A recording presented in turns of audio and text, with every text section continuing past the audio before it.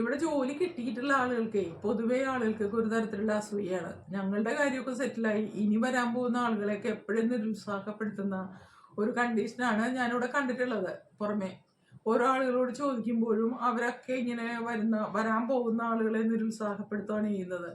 പക്ഷെ ഒരിക്കലും ആരും പറയണത് കേട്ട് നിങ്ങൾ മൈൻഡ് ചെയ്യേ വേണ്ട കേട്ടോ. നിങ്ങൾ നിങ്ങളുടെ സ്വയം തീരുമാനത്തിനനുസരിച്ച് മുന്നോട്ട് നീങ്ങുക. നിങ്ങൾക്ക് ഒരു രാജ്യത്തേക്ക് പോകണമെന്നുണ്ടെങ്കിൽ ആ രാജ്യത്തേക്ക് പോയേ തീരുമെന്നൊരു തീരുമാനം എടുക്കുക. Hello, good morning.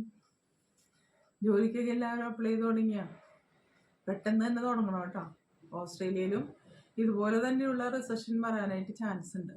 ന്യൂസിലൻഡിൽ ഇപ്പൊ തൽക്കാലം വളരെ സ്ട്രിക്റ്റ് ആയിട്ടുള്ള റൂൾസാണ് ഉള്ളത്. ഇവിടെ പുതിയതായിട്ട് ജോലി കിട്ടുന്നവരുടെ എണ്ണം വളരെ കുറവാണ്. പക്ഷെ കിട്ടുന്നില്ല എന്നല്ല, അക്രഡിറ്റഡ് വിസയിലും ചില ആളുകളൊക്കെ ഇവിടെ ഇങ്ങോട്ട് വരുന്നുണ്ട്. സ്കിൽഡ് ഷോർട്ടേജ് ലിസ്റ്റിൽ നിന്നുള്ള വിസകളാണ് ഇത്തരത്തിലൂടെ കൊടുക്കുന്നത്. നഴ്സസ് ഒക്കെ ഇപ്പോൾ ക്യാപ്പ് കഴിഞ്ഞിട്ട് തിരിച്ചു പോവുകയാണ്. ഇപ്പോൾ ഒരുപാട് നഴ്സുമാരോട് നിന്ന് തിരിച്ച് ഇന്ത്യയിലേക്ക് പോയിട്ടുണ്ട്. ഇനി അവിടെ നിന്നുകൊണ്ട് ഓസ്ട്രേലിയക്ക് അപ്ലൈ ചെയ്ത് അവർക്ക് എന്തായാലും അവിടെ ജോലി കിട്ടും. കാരണം ന്യൂസിലൻഡിലെ ക്യാപ്പ് കഴിഞ്ഞ് ഇവിടുത്തെ രജിസ്ട്രേഷനൊക്കെ പ്രോസസ്സൊക്കെ തുടങ്ങി ചിലരതൊക്കെ കംപ്ലീറ്റ് ചെയ്തിട്ടൊക്കെയാണ് അവരിവിടെ നിന്ന് തിരിച്ചു പോകുന്നത്. കുറച്ച് കഴിയുമ്പോൾ ഈ അവസ്ഥയൊക്കെ മാറും. അതായത് ഇപ്പോൾ വരുത്തിയ ഈ സ്ട്രിക്റ്റ് ആയിട്ടുള്ള റൂൾസ് ഒക്കെ കുറച്ച് കഴിയുമ്പോൾ മാറും. കാരണം ഇപ്പോഴും ഇവിടെ നഴ്സസിന്റെ ഷോർട്ടേജ് ഉണ്ട്. അപ്പോൾ ഭാവിയിലും കെയർ ടേക്കേഴ്സിന്റെയും അതുപോലെ നഴ്സസിന്റെയും ഒക്കെ ഷോർട്ടേജ് വരാനായിട്ട് ചാൻസ് ഉണ്ട്. അപ്പോൾ ഏതായാലും തൽക്കാലം നമുക്ക് ഓസ്ട്രേലിയക്കുള്ള ജോലികളൊക്കെ അപ്ലൈ ചെയ്യാം. അവിടെയാണ് പല സ്ഥലത്തും ഡെവലപ്പ് ചെയ്യാനുള്ളത്. അപ്പോൾ അവിടെ പല സ്ഥലത്തും നോമിനേറ്റഡ് വിസകളൊക്കെ ഇവിടെ കൊടുക്കുന്നുണ്ട്, PR വിസകൾ. ഇത് ജോബ് ഓഫർ കിട്ടാണ്ട് തന്നെ നമുക്ക് ആ വിസ എടുക്കാം. അതിന് കുറച്ച് ചിലവുണ്ട്. അത് ആ ഹോം അഫയേഴ്സിന്റെ വെബ്സൈറ്റിൽ പോയി ആ ചിലവ് എത്രയൊക്കെയാന്ന് നോക്കിയിട്ട് വേണം നിങ്ങൾ അതിനു വേണ്ടി പുറപ്പെടാനായിട്ട്. ഇനി ചില ആൾക്കാർ എന്നോട് ചോദിച്ചു, നല്ലൊരു ഏജൻസിയെ കുറിച്ച് പറഞ്ഞു തരാമെന്ന്. നമുക്ക് മാര വെബ്സൈറ്റിൽ നിന്ന് തന്നെ അതിവിടെ കണ്ടെത്താൻ കഴിയും. മാര വെബ്സൈറ്റിലെ രജിസ്റ്റേർഡ് ഏജൻസ് അമിതമായിട്ടുള്ള ഫീസൊന്നും ഈടാക്കില്ല. എങ്കിലും നിങ്ങൾ എല്ലാ കാര്യങ്ങളും അവരോട് ഡീറ്റെയിൽ ആയിട്ട് ഇമെയിൽ അയച്ച് ചോദിക്കുക. ഒരു ഫ്രീ കോൾ ഉണ്ട്, 20 മിനിറ്റ്സ് നിങ്ങൾക്ക് അവരോട് സംസാരിക്കാനായിട്ട്. അതുപോലെ ചാറ്റ് ചെയ്യാനുള്ള ഓപ്ഷൻസും ഉണ്ട് ചിലരുടെയൊക്കെ വെബ്സൈറ്റിൽ. അപ്പൊ അതിലൂടെ ചാറ്റ് ചെയ്ത് നിങ്ങൾ എല്ലാ കാര്യങ്ങളും ചോദിച്ച് മനസ്സിലാക്കുക. ഇനി ഇങ്ങോട്ടൊക്കെ വരാനായിട്ട് ഇംഗ്ലീഷ് ലാംഗ്വേജ് ഒരു പ്രശ്നമേ അല്ല കേട്ടോ. ഇംഗ്ലീഷ് നിങ്ങൾ IELTS ഒക്കെ എഴുതുക, അപ്പൊ തന്നെ നിങ്ങൾക്ക് കുറച്ച് നോളജ് ഒക്കെ ഉണ്ടാവും. പിന്നെ സംസാരിക്കുന്നത് കേട്ടാൽ മനസ്സിലാവില്ല എന്നുള്ളത് എല്ലാവർക്കും ഇവിടെ വരുമ്പോൾ ഉള്ളൊരു പ്രശ്നമാണ്. അത് കുറച്ച് കഴിയുമ്പോൾ അത് മാറും. ഒന്നും അറിയാൻ പാടില്ലാത്ത ആളുകൾ വരെ ഇവിടെ വന്നു കഴിഞ്ഞിട്ട് ഇംഗ്ലീഷ് സംസാരിക്കുന്നുണ്ട്. പക്ഷെ അവർക്ക് എഴുതാനും വായിക്കാനും അറിയില്ല എന്നുള്ളതാണ് വാസ്തവം. എന്നിട്ട് ആരോടും ചോദിക്കാതിരിക്കുക. നിങ്ങൾക്ക് പരിചയക്കാരൊക്കെ ഉണ്ടെങ്കിൽ അവരോട് ബാക്കിയുള്ള കാര്യങ്ങളൊക്കെ അന്വേഷിക്കുക. അല്ലാതെ അവിടെ വിസ കിട്ടുമോ ഇല്ലേ അത് ഒന്നും ചോദിക്കാതിരിക്കുക. ആര് പറയണത് നിങ്ങൾ മൈൻഡ് ചെയ്യാൻ പോകണ്ട. എന്നാലേ നിങ്ങൾക്ക് നിങ്ങളുടെ ലക്ഷ്യത്തിൽ എത്തിച്ചേരാനായിട്ട് സാധിക്കുള്ളൂ. നമുക്ക് ഒരു ഷാർപ്പായിട്ടുള്ള ഒരു ലക്ഷ്യം ഉണ്ടാവണം, എന്നാലേ നമ്മൾ അവിടെ എത്തിച്ചേരുള്ളൂ. എത്തിച്ചേർന്ന് കഴിഞ്ഞിട്ട് പിന്നെ കുറച്ച് സ്ട്രഗിൾ ഉണ്ടാവും എന്നുള്ളത് നമുക്കറിയാം. അപ്പൊ അത് നമ്മൾ സ്വയം തീരുമാനിക്കുക. നമ്മൾ ആ സ്ട്രഗിൾസ് ഒക്കെ തരണം ചെയ്യും, ഇതെല്ലാം കടന്നു പോകും, നല്ലൊരു ഭാവി ജീവിതം നമുക്ക് കിട്ടുമെന്ന് വിചാരിക്കാം. അപ്പൊ അത്തരത്തിലൂടെ വേണം നിങ്ങൾ ഇതിനു വേണ്ടി മുന്നിട്ടിറങ്ങാനായിട്ട്. ചിലപ്പോൾ 1 വർഷമോ 2 വർഷമോ ഒക്കെ കാത്തിരിക്കേണ്ടി വരും നിങ്ങളുടെ ലക്ഷ്യം നേടിയെടുക്കാനായിട്ട്. 2 വർഷം വരെ കാത്തിരുന്നിട്ട് വിസ എടുത്ത് വന്നവരെയൊക്കെ എനിക്കറിയാം. അപ്പോൾ അതിനു വേണ്ടി നിങ്ങൾ തീവ്രമായിട്ട് ശ്രമിക്കുക. ഞാനിവിടെ എങ്ങനെ ഒരു ഏജന്റിനെ കണ്ടെത്താമെന്നുള്ളത് മാര വെബ്സൈറ്റിലൂടെ നോക്കി. അപ്പോൾ ഒരു ഏജന്റിന്റെ ഡീറ്റെയിൽസ് എനിക്ക് ഇവിടെ കിട്ടിയിട്ടുണ്ട് കേട്ടോ. കണ്ടിട്ട് ജെന്യൂൻ ആണെന്ന് തോന്നുന്നു, പക്ഷെ എനിക്ക് ഉറപ്പ് പറയാൻ പറ്റില്ല. നിങ്ങൾ അവരോട് ചാറ്റ് ചെയ്ത് കാര്യങ്ങളൊക്കെ ചോദിച്ചിട്ട് വേണം കാര്യങ്ങളൊക്കെ തീരുമാനിക്കാൻ. അപ്പൊ ഞാൻ അതിന്റെ സ്ക്രീൻ റെക്കോർഡ് നിങ്ങൾ കാണിച്ചു തരാം കേട്ടോ. നമ്മൾ സാധാരണ ഗൂഗിൾ സെർച്ച് ചെയ്യുന്ന പോലെ തന്നെ മാരയുടെ വെബ്സൈറ്റിന് വേണ്ടി സെർച്ച് ചെയ്യുക. അപ്പോൾ മാരയുടെ വെബ്സൈറ്റ് നമുക്കിവിടെ എടുക്കാം. എന്നിട്ട് അതിൽ നിങ്ങൾക്ക് കുറച്ച് കോമൺ ആയിട്ടുള്ള പേരുകളൊക്കെ ഇല്ലേ, ഇപ്പോൾ കേരളത്തിൽ നിന്നുള്ളവർ വേണമെങ്കിൽ സുനിൽന്നോ സുഭാഷെന്നോ അങ്ങനെയൊക്കെ അടിച്ചു കൊടുക്കാം കേട്ടോ.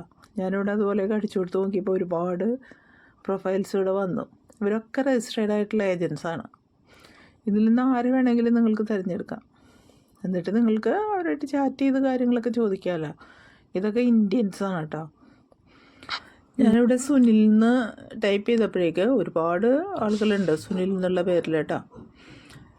ഇപ്പോൾ ഇത് ഒരു നോർത്ത് ഇന്ത്യൻ ആണെന്ന് തോന്നണം കണ്ടിട്ട്.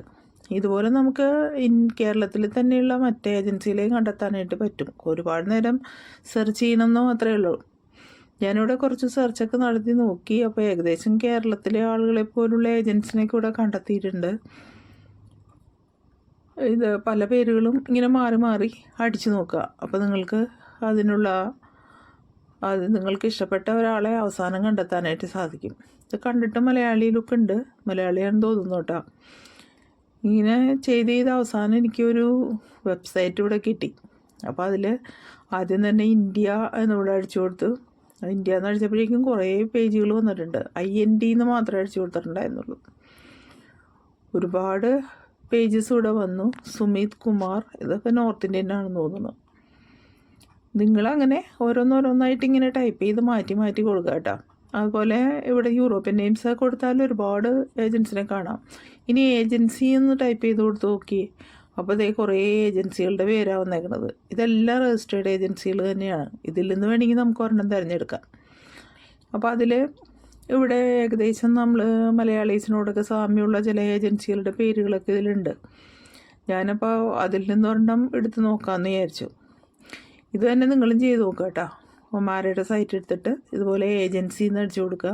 അപ്പോൾ ഏജൻസികളുടെ പേര് പറഞ്ഞിട്ടുണ്ട്. അപ്പോൾ അതിൽ നിന്ന് നമ്മുടെ നാട്ടിലെ ഒരു പേരിനോട് സാമ്യമുള്ള ഏതെങ്കിലും ഒരു പേര് അതിൽ നിന്ന് സെലക്ട് ചെയ്യുക. ഞാനിവിടെ എനിക്ക് ഗോപി എന്നുള്ളൊരു പേര് എനിക്ക് കിട്ടിയിട്ടോ. അപ്പോൾ ഞാനത് സെലക്ട് ചെയ്ത് അതിൻ്റെ ഡീറ്റെയിൽസ് ഏതൊക്കെയാണ് നോക്കാൻ പോവാണ്. എത്രയോ പേജസാണ് വന്നേക്കണമെന്ന് നോക്കിയേ. ഏജൻസിയിൽ നിന്ന് അടിച്ചു കൊടുത്തപ്പോഴാണ് ഇത്രയും പേജസൊക്കെ ഇവിടെ വന്നത്. അപ്പോൾ ആരാണ് ഈ ഗോപി എന്ന് നമുക്കിവിടെ നോക്കാം. കണ്ടോ, മജീഷ് എന്നാണ് പേര്. മജീഷ് ഗോപി. ഒരു പക്ഷേ കേരളത്തിൽ നിന്നുള്ള ആളായിരിക്കാം. അപ്പോൾ അതെടുത്ത് നോക്കിയപ്പോൾ കണ്ടോ, എനിക്ക് അത്ഭുതം തോന്നിയിട്ടാണ്. കുറേ ഏജൻസികളുണ്ട് ആ പുള്ളിക്ക്. ഓസ്ട്രേലിയയിൽ പല സ്ഥലത്തും ഏജൻസികളുണ്ട്. പല റീജിയണിലേക്കുള്ളതായിട്ട് ഇതിലൂടെ കാണിച്ചിട്ടുണ്ട്. അപ്പോൾ അതിൻ്റെ ഡീറ്റെയിൽസ് വെബ്സൈറ്റ് കൊടുത്തിട്ടുണ്ട്. അപ്പോൾ ഞാൻ ആ വെബ്സൈറ്റ് എടുത്ത് നോക്കിയപ്പോൾ ഏകദേശം വിശ്വസിക്കാവുന്ന ഒരു വെബ്സൈറ്റ് പോലെ ഉണ്ട്. ഞാനതിൻ്റെ ബാക്കിയുള്ള ക്രൈറ്റീരിയൊക്കെ ഇവിടെ ചെക്ക് ചെയ്ത് നോക്കിയപ്പോൾ ഇവിടെ വിശ്വസിക്കാവുന്ന ഒരു ഏജൻസിയാണെന്ന് തോന്നുന്നു. പിന്നെ ബാക്കി കാര്യങ്ങളൊക്കെ നിങ്ങൾ ചാറ്റ് ചെയ്ത് അതിനെക്കുറിച്ചുള്ള കാര്യങ്ങളൊക്കെ തീരുമാനിക്കുക കേട്ടോ. ഇതൊരു പെയ്ഡ് പ്രൊമോഷനൊന്നും അല്ല കേട്ടോ. ഞാനും അവരും തമ്മിൽ അറിയേയില്ല. ഞാൻ നിങ്ങൾക്ക് വേണ്ടി കണ്ടുപിടിച്ചതാണിത്. എഡ്യൂക്കേഷനും മൈഗ്രേഷനും ഇവരിവിടെ ചെയ്യുന്നുണ്ട്. പലതരത്തിലുള്ള വിസകളൊക്കെ ചെയ്യുന്നുണ്ട്. ഇവിടെ ആ റെഡായിട്ട് കാണുന്നത് ചാറ്റ് ഓപ്ഷൻ, അതുപോലെ ഫ്രീ അസസ്മെൻറ്റ്, ഫ്രീ കോള്, ഇതിനുള്ള സൗകര്യങ്ങളൊക്കെ ഉണ്ട്. അപ്പോൾ എല്ലാവരും ഇതെടുത്ത് നോക്കിയിട്ട് അതിൻ്റെ ഡീറ്റെയിൽസൊക്കെ നോക്കി ഗോപി എന്ന് പേരുള്ള ഒരാളായിട്ട് ചാറ്റ് ചെയ്യാനും പറ്റും ഇതിൽ.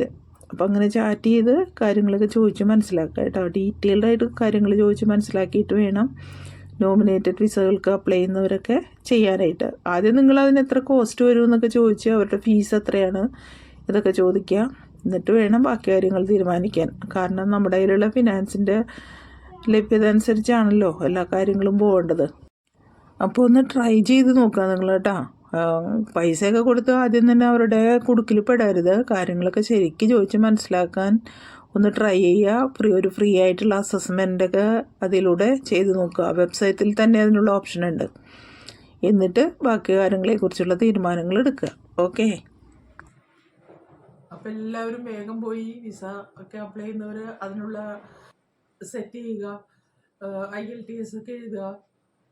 അതിൻ്റെ പോയിൻറ്റ്സൊക്കെ കൂട്ടാനായിട്ട് ശ്രമിക്കുക.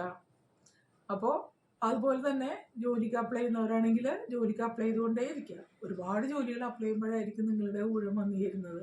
നിങ്ങൾക്ക് ഒരെണ്ണം അവിടെ വെച്ചിട്ടുണ്ടാവും. അപ്പോൾ അത് വരുമ്പോഴേ നിങ്ങൾക്ക് കിട്ടുള്ളൂ. നിങ്ങൾ അതിനുവേണ്ടി ശ്രമിച്ചുകൊണ്ടേ ഇരിക്കുക.